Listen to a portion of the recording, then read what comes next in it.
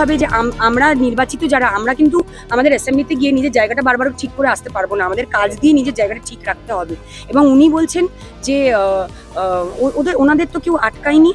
উনি 2-3 দিন আগেই এরকম টুইট করেছিলেন যে ওনাদের কেউ আটকায়নি নিজের অ্যাসেম্বলির মানুষের জন্য কাজ করার। মাননীয় রাজ্যপালকে আমরা এটাই জিজ্ঞাসা করতে চাই যে দয়া করে আপনি বলে দিন যে অ্যাসেম্বলিতে কোনো রাস্তার কাজ যদি আমি করতে চাই বা কোনো জলের লাইনের কাজ করতে চাই বা কোনো রকম আমি মানুষের জন্য ওখানে কোনো প্রোডাক্টিভ কিছু করতে চাই, সেটা আমি কিভাবে সই সাবুত না করে, কোনো চিঠি না করে, কোনো প্রপোজাল লেটার না করে আমি কিভাবে সেটা করতে পারি।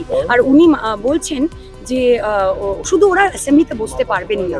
কেন বসতে পারবো না? আর মাননীয় রাজ্যপালই কে একজন নির্বাচিত প্রতিনিধিকে আটকানোর? এটা আমার অধিকার, এটা আমার মানে আমি এটা অর্জন করেছি, আমি নির্বাচিত হয়েছি মানুষের। দেখুন, কিছু একটা তো আমার মনে হচ্ছে কোনো একটা ইন্টেনশন কাজ করতে হচ্ছে। খুব দুঃখের সঙ্গে জানাচ্ছি যে আজকে যখন আমরা ডাক পাচ্ছি তখন অলরেডি 3 সপ্তাহ অতিক্রান্ত হয়ে গেছে। এটা কেন?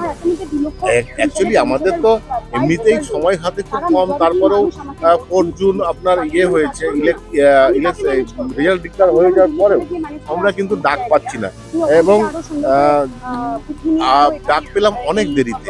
দুটো তো আমরা মেম্বার, তো সেখানটায় দাঁড়িয়ে দেখুন যে এত বড় লোকসভা নির্বাচন হলো গোটা দেশে, সেই জায়গায় দাঁড়িয়ে যেখানে আমরা দেখতে পেলাম যে মাননীয় প্রোটেম স্পিকার নিয়োগ করে সেখানে লোকসভায় দাঁড়িয়ে ওথ দেওয়া হলো সবাইকে, এবং বড় বড় যারা প্রধানমন্ত্রী সহ বিরোধী দলনেতা রাহুল গান্ধী সহ সমস্ত দলীয় যারা জিতেছেন তাদেরকে ওথ, নাহলে যেটা পরম্পরা হয়ে চলে আসে।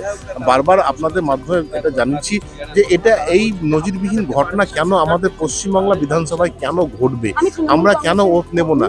কারণটা হচ্ছে আমাদের কাজ করতে হবে বিধানসভায়, আমাদের সমস্ত ডকুমেন্টস যা আছে সব বিধানসভায়।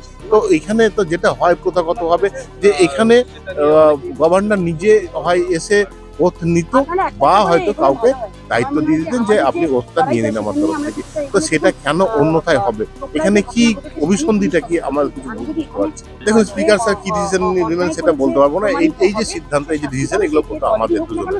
আর আমরা চাইছি যে আমরা ওথটা এখানে ট্র্যাডিশনাল ভাবে আমরা নিই, কারণ এই যে ঐতিহাসিক একটা মুহূর্তের আমরা হব, মানে সময়ের একটা সাক্ষী থাকবে, সেই সাক্ষী আমরাও থাকতে চাইছি।